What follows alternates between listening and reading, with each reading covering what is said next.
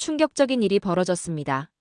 미군 내에서도 최고의 연봉을 다툰다는 AH-64E, 일명 아파치 전투 헬기 조종사가 모든 걸 버리고 한국으로 이민을 결심했다고 하는데요.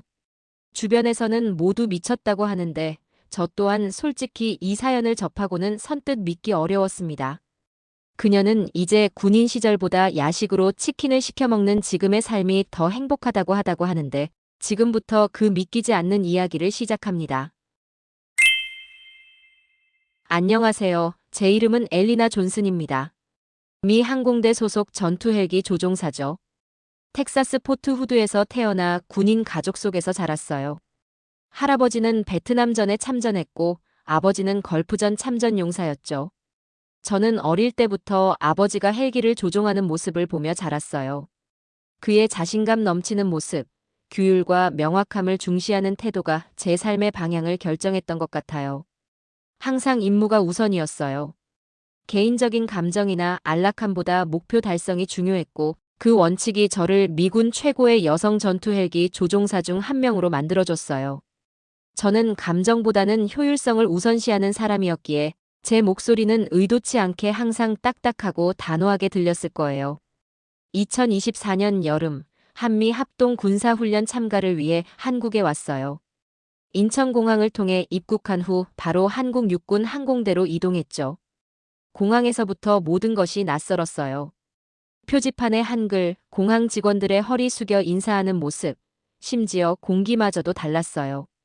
미국의 건조한 공기와는 달리 한국의 공기는 습하고 묵직하게 느껴졌죠. 존슨 대위님, 서진우 대위입니다. 환영합니다. 제가 항공대에 도착했을 때 저를 맞이한 한국군 장교의 말이었어요. 그의 영어는 완벽했고 선명한 제복과 단정한 자세가 인상적이었죠. 하지만 그의 미소가 너무 따뜻해서 오히려 어색했어요. 미군에서는 좀처럼 보기 힘든 종류의 따뜻함이었으니까요. 보통 우리는 간결한 경례와 짧은 인사만 주고받을 뿐이거든요. 감사합니다, 서 대위. 협력하게 되어 기쁩니다. 서 대위는 제 숙소로 안내해 주었어요. 좁은 복도를 지나 작은 방 앞에 도착했을 때 그는 문을 열며 살짝 고개를 숙였죠. 문을 열자 침대 위에 놓인 작은 환영 키트가 보였어요. 그 안에는 한국 전통 간식들과 손으로 쓴 환영 카드가 있었어요. 심지어 작은 화병에는 신선한 꽃까지 꽂혀 있었죠. 이런 세심한 배려는 제가 익숙한 군대 문화와는 거리가 멀었어요. 이런 것까지 준비할 필요 없었는데. 저는 당혹감을 감추지 못하고 말했어요. 서진우 대위는 부드럽게 웃으며 말했어요. 우리에겐 손님이신걸요. 한국에서는 손님을 잘 모시는 게 중요합니다. 그의 말에 뭐라고 대답해야 할지 몰랐어요. 저는 그저 고개를 끄덕이고 짐을 내려놓았죠. 창문 밖으로 보이는 한국의 산들이 미국의 그것과는 너무 달랐어요. 더 부드럽고 더 오래된 느낌이었어요. 마치 시간이 천천히 흐르는 것 같은 풍경이었죠. 이곳에서 얼마나 적응할 수 있을지 의문이 들었어요. 내일 아침 6시에 브리핑이 있습니다. 첫 합동 비행 훈련 일정을 논의할 예정이에요. 서진우의 목소리는 부드러웠지만 전문적이었어요. 알겠습니다. 준비하겠습니다. 저는 군대식 간결함으로 대답했어요. 서 대위가 떠난 후 저는 환영 키트에 간식 중 호두과자라고 적힌 봉지 하나를 조심스럽게 집어들었어요. 겉은 바삭하고 속은 달콤하고 쫄깃한 과자였죠. 달콤하면서도 고소한 맛이 입안에 퍼졌고 낯설지만 나쁘지 않았어요. 하지만 이런 개인적인 배려가 오히려 저를 불편하게 만들었어요. 제 세계에서는 모든 것이 규칙적이고 예측 가능했으니까요. 개인적인 연결이나 감정은 군대 생활에서 불필요한 복잡함을 만들 뿐이라고 항상 생각해왔거든요. 첫 합동 훈련은 놀라울 정도로 순조롭게 진행됐어요. 서진우 대위는 뛰어난 조종사였죠. 그의 비행 실력은 정확하고 안정적이었어요. 저는 미군식 공격적인 비행 스타일을 보여주었고 그는 한국군의 정교한 전술을 선보였어요. 우리는 서로의 차이를 존중하며 일주일 동안 함께 훈련했죠. 그러던 어느 날 밤 강원도 상공에서의 야간 전술 훈련이 예정되어 있었어요.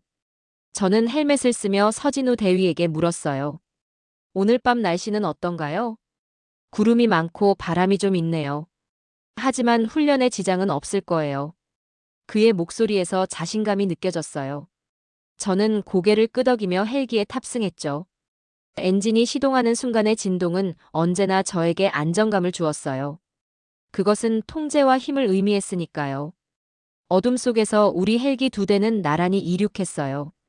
야간 비행용 고글을 통해 보이는 세상은 초록빛으로 물들어 있었죠.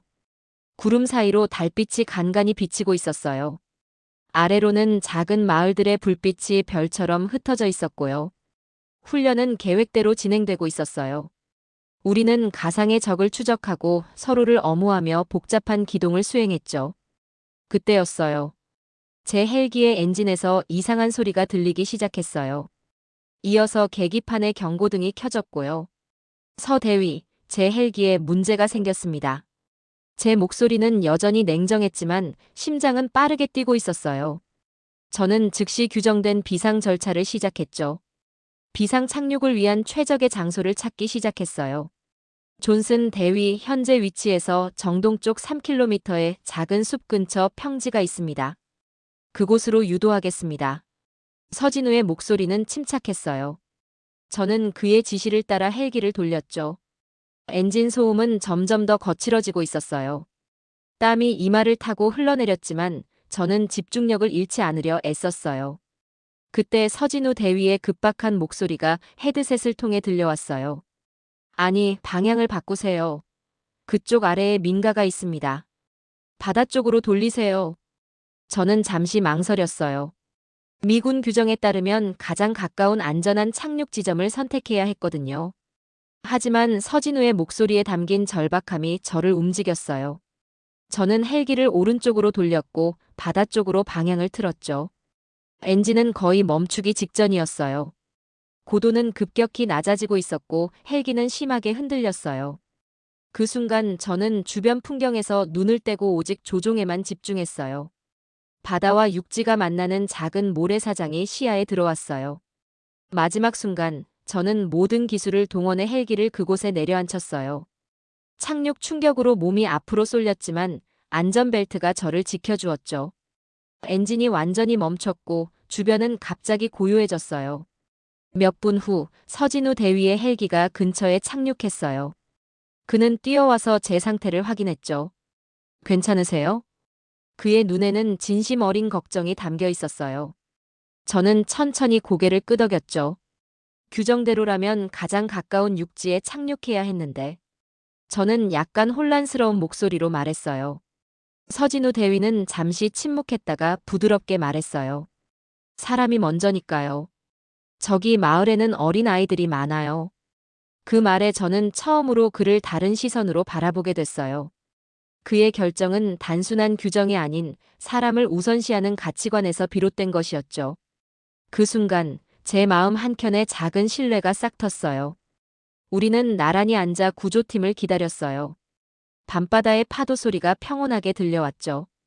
달빛이 물결 위에 반짝이는 모습이 아름다웠어요. 고마워요. 저는 조용히 말했어요.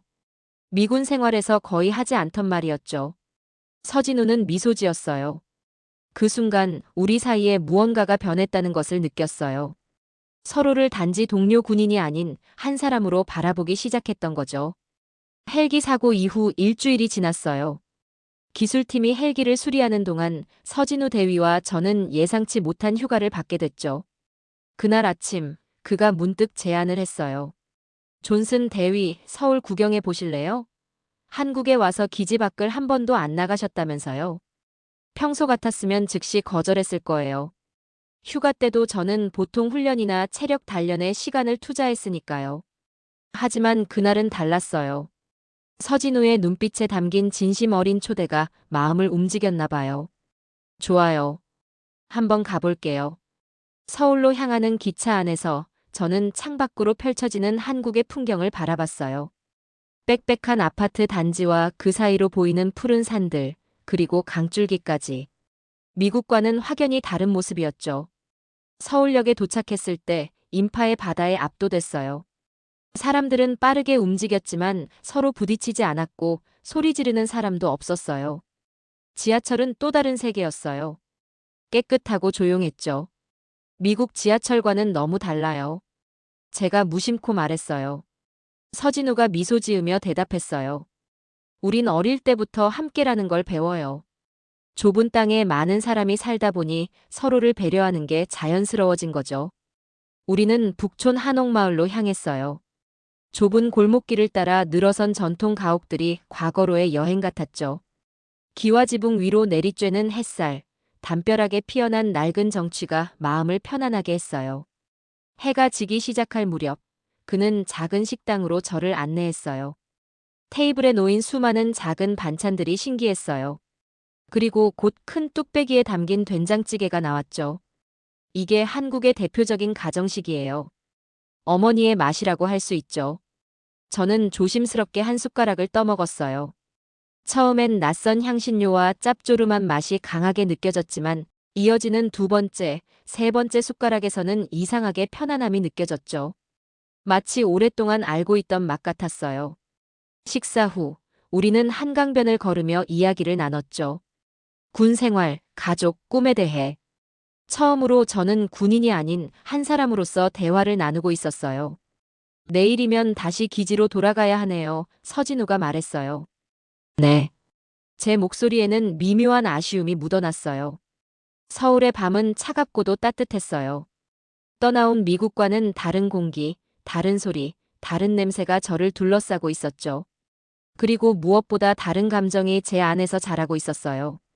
군인으로서의 엄격한 자세 뒤에 숨겨두었던 누군가와 연결되고 싶은 마음이었을까요? 기지로 돌아가는 기차 안에서 저는 문득 이런 생각을 했어요. 이번 파견이 끝나면 이 모든 것들을 뒤로 하고 미국으로 돌아가야 한다는 사실이. 그 생각은 이상하게도 가슴을 무겁게 했어요. 한국에서의 합동 훈련이 끝나고 미국으로 돌아온 지 2달이 지났어요. 텍사스의 건조한 공기와 넓은 하늘은 여전히 익숙했지만 왠지 모르게 마음 한구석이 허전했죠. 저는 그 느낌을 애써 무시하며 일상으로 돌아갔어요. 더 강도 높은 훈련, 더 많은 비행 시간, 그리고 완벽한 임무 수행. 그게 제 삶의 전부였으니까요. 그날은 평소와 다름없는 야간 비행 훈련이었어요. 저는 헬멧을 쓰고 익숙한 조종석에 앉았죠. 엔진 소리가 귓가를 울렸고 계기판의 불빛이 어둠 속에서 반짝였어요. 모든 것이 일상적이었죠. 하지만 무언가 달랐어요. 제 집중력이 흐트러지고 있었거든요. 강원도 상공에서의 그날 밤이 자꾸 떠올랐어요. 서진우 대위의 침착한 목소리, 그의 단호한 지시. 사람이 먼저니까요. 그의 말이 계속 머릿속을 맴돌았죠. 그 순간 고도가 급격히 낮아지고 있었고 경고음이 울렸어요. 저는 반사적으로 조종간을 당겼지만 이미 늦었어요. 헬기는 심하게 흔들리다가 지면에 부딪혔죠. 충돌 직전 계기판의 파편이 제 얼굴을 향해 날아오는 것이 보였어요. 그리고 모든 것이 암흑으로 변했죠. 눈을 떴을 때 저는 군 병원 침대에 누워 있었어요. 흰 천장, 소독약 냄새, 그리고 지나치게 조용한 공간. 한쪽 눈에 붕대가 감겨 있었고 온몸이 욱신거렸어요. 의사의 표정은 심각했어요. 존슨 대위, 유감스럽게도 오른쪽 눈은 영구적인 손상을 입었습니다. 최선을 다했지만 그 말을 듣는 순간 제 세계가 무너져 내리는 것 같았어요. 전투 헬기 조종사에게 완벽한 시력은 필수였으니까요. 한쪽 눈을 잃었다는 것은 제 경력의 끝을 의미했어요. 얼굴 흉터는 걱정하지 마세요. 성형외과 전문의가 수술을 담당했고 회복되면 거의 표시가 남지 않을 겁니다. 하지만 그건 중요하지 않았어요. 제 정체성이었던 조종사로서의 삶이 끝났다는 사실이 모든 것을 압도했죠. 병상에서의 시간은 길고 고독했어요. 방문객은 거의 없었죠. 동료들은 임무로 바빴고 가족은 멀리 떨어져 있었으니까요. 내가 이렇게 외로웠나. 문득 그런 생각이 들었어요. 물론 주변에는 항상 사람들이 있었지만 정말 마음을 나눌 수 있는 사람은 없었죠. 감정은 임무 수행에 방해가 될 뿐이라고요. 하지만 이제 와서 보니 그런 단단한 벽이 저를 얼마나 고립시켰는지 깨달았어요. 며칠 뒤 서대위에게서 메시지가 왔어요. 사고 소식 들었습니다.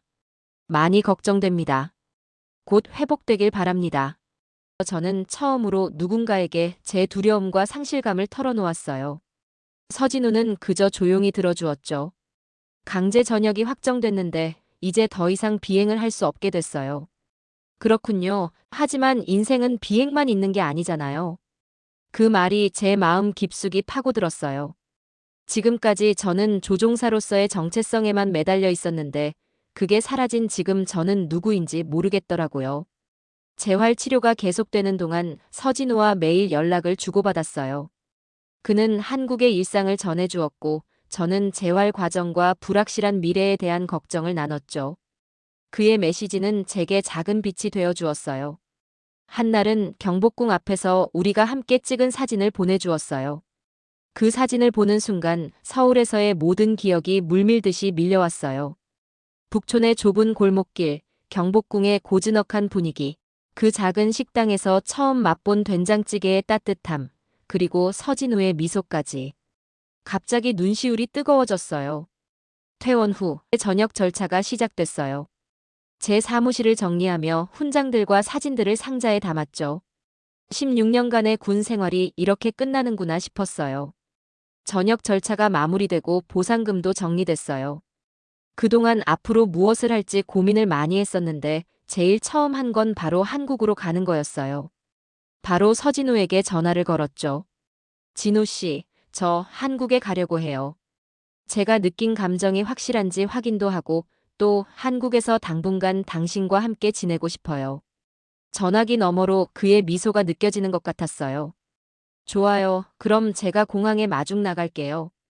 인천공항에 도착했을 때 익숙한 한글 간판들과 공항 직원들의 미소가 이제는 낯설지 않게 느껴졌어요. 마치 오랜만에 돌아온 집 같았죠. 입국장을 나서는 순간 멀리서 진우 씨가 손을 흔들고 있었어요. 그의 미소는 여전히 따뜻했고 이번에는 제 마음도 그에 응답할 준비가 되어 있었죠. 진우 씨의 눈빛이 환하게 빛났어요. 저는 그때 알았죠. 한쪽 눈을 잃은 것은 끝이 아니라 새로운 시작이라는 것을. 이제 저는 다른 방식으로 세상을 바라볼 준비가 되어 있었어요. 어학당에서의 한국어 공부는 쉽지 않았어요. 미군 특수훈련보다 더 어려웠죠. 발음은 제 혀를 꼬이게 했고 문법은 머리를 아프게 했어요. 하지만 저는 포기하지 않았어요. 매일 아침 일찍 일어나 단어를 외웠고 밤늦게까지 문장을 연습했죠. 서진우의 도움도 컸어요. 그는 퇴근 후 저와 함께 한국어를 연습해 주었고 주말에는 한국 곳곳을 안내해 주었어요. 2달이 지났을 무렵 11월에 쌀쌀한 바람이 불어오기 시작했어요. 진우 씨가 문득 제안을 했죠. 이번 주말에 제 고향으로 같이 여행 가실래요? 우리 집에서 김장을 한다고 하네요. 김장이요? 그게 뭐예요? 저는 호기심이 생겼어요. 겨울을 나기 위해 김치를 대량으로 담그는 일이에요. 일종의 가족 행사죠. 고민할 것도 없었어요. 저는 즉시 동의했죠. 한국 가정의 문화를 경험할 수 있는 기회였으니까요. 충청도로 향하는 시골길은 한적했어요. 창밖으로 보이는 풍경은 빠르게 변했죠. 높은 아파트들이 사라지고 낮은 집들과 넓은 들판이 나타났어요. 노란 은행나무와 붉은 단풍이 가을의 끝자락을 화려하게 장식하고 있었죠. 진우 씨의 고향집은 작은 시골 마을의 끝자락에 있었어요. 기와지붕의 한옥은 아니었지만 오래된 정겨움이 느껴지는 집이었죠. 대문을 열자 서진우의 어머니가 환한 미소로 우리를 맞이했어요. 아이고, 이분이 내가 말한 미국 친구니? 서진우의 어머니는 제 2손을 따뜻하게 잡으셨어요. 주름진 손이었지만 그 온기가 가슴 깊숙이 전해졌죠. 비록 말은 통하지 않았지만 눈빛과 미소로 충분히 소통할 수 있었어요. 집 마당에는 이미 많은 사람들이 모여 있었어요. 진우 씨의 친척들과 이웃 아주머니들이었죠. 큰 대야와 양동이들이 여기저기 놓여 있었고 산처럼 쌓인 배추와 무가 눈에 띄었어요. 자, 우리도 시작해볼까? 서진우가 앞치마를 건네주었어요. 저는 평생 헬기를 조종하고 총을 다뤘지만 배추를 다루는 건 처음이었어요. 어색하게 배추를 붙잡자 옆에 있던 아주머니가 웃으며 올바른 방법을 보여주셨죠. 소금에 절인 배추 사이사이에 빨간 양념을 넣는 작업이었어요. 처음에는 엉망이었지만 점점 요령이 생겼죠. 아이고, 손재주가 좋네 한 아주머니가 제 어깨를 두드리며 말했어요. 그렇게 모두 함께 웃고 떠들며 김장은 계속되었어요. 누군가 라디오를 켰고 구수한 트로트 음악이 울려 퍼졌죠. 아주머니들은 노래를 따라 부르며 일했어요. 그들의 동작은 마치 오래된 춤을 추는 것 같았죠. 숙련된 손길로 빠르게 배추를 다루는 모습이 경이로웠어요. 점심시간이 되자 모두 마당 가운데에 모여 앉았어요. 밥과 국, 그리고 수많은 반찬들이 놓였죠. 서진우의 어머니는 특별히 제게 큰 그릇에 밥을 담아주셨어요. 더 먹어야지. 너무 말랐어. 그녀의 말에 모두가 웃었어요. 처음으로 저는 미국에서의 삶과 이곳의 차이를 깊이 느꼈어요. 미국에서는 효율성과 개인주의가 중요했지만 이곳에서는 함께하는 시간과 정이 중요했죠. 김장은 단순히 음식을 준비하는 일이 아니라 공동체가 하나 되는 의식이었어요. 저녁이 되자 마당에는 크고 작은 김치통들이 줄지어 놓였어요. 하루의 노동 끝에 만들어진 결실이었죠. 모두가 뿌듯해하며 서로의 어깨를 두드렸어요. 작별 인사를 할 시간, 진우 씨의 어머니가 제게 작은 김치통을 건네주셨어요. 이봐요, 아가씨 언제든 다시 놀러 와요. 그리고 이건 가서 먹어요. 부족하면 연락하고. 그녀의 말을 서진우가 번역해 주었을 때 제 눈에서 뜨거운 것이 흘러내렸어요. 저는 지금까지 어느 곳에서도 느끼지 못했던 소속감을 느꼈어요. 마치 오랫동안 찾아 헤매던 집을 드디어 발견한 것 같았죠. 이게 진짜 가족인가? 제 마음속으로 중얼거렸어요. 서울로 돌아오는 길, 차 안에는 김치 냄새가 가득했어요. 그 냄새는 낯설었지만 오히려 편안함을 주는 향기였어요. 창밖으로 어둠이 내려앉은 한국의 시골 풍경을 바라보며 저는 확신했어요. 이곳에서 새로운 삶을 시작하고 싶다고요. 진우 씨는 운전에 집중한 채 조용히 미소 짓고 있었어요. 한국에서의 1년이 지났고 제겐 많은 변화가 생겼어요. 어학당을 졸업하고 한국어로 기본적인 대화가 가능해졌죠. 또한 군에서 받은 보상금으로 서울 외곽의 작은 아파트도 얻었고 미군 비행기술을 활용해 파일럿 지망생들을 위한 컨설팅 일도 시작했어요. 비록 더 이상 하늘을 날지는 못하지만 제 경험이 다른 이들에게 도움이 된다는 사실이 위안이 됐죠. 봄이 찾아온 어느 날 서진우가 저를 서울 외곽의 언덕으로 데려갔어요. 벚꽃이 흩날리는 길을 걸으며 우리는 지난 시간에 대해 이야기했죠. 언덕 위에 도착했을 때 서진우는 주머니에서 작은 상자를 꺼냈어요. 그 안에는 작은 반지가 들어있었죠. 나와 함께 살래? 심장이 빠르게 뛰기 시작했어요. 그의 눈빛은 진실했고 목소리는 따뜻했어요. 바람에 흩날리는 벚꽃 사이로 그의 얼굴을 바라보니 모든 게 명확해졌어요. 네, 함께하고 싶어요. 결혼 준비는 생각보다 복잡했어요. 미군 사직 서류를 완전히 정리하고 영주권 신청을 하고 양가 부모님들의 축복을 받는 과정까지. 진우 씨의 부모님은 처음부터 저를 가족처럼 대해주셨지만 제 부모님은 처음엔 걱정이 많으셨어요. 평생 군인으로 살던 딸이 갑자기 다른 나라에 정착한다는 소식이 쉽게 받아들여지지 않았나 봐요. 하지만 결혼식 날 제 아버지는 제 손을 꼭 잡으며 말씀하셨어요. 내가 행복하다면 그게 중요한 거야. 결혼식은 소박했어요. 진우 씨의 고향집 마당에서 양가 가족들과 몇몇 친구들만 초대했죠. 한복을 입은 저는 낯설지만 이상하게 편안함을 느꼈어요. 마치 오랫동안 기다려온 순간이 마침내 찾아온 것 같았죠.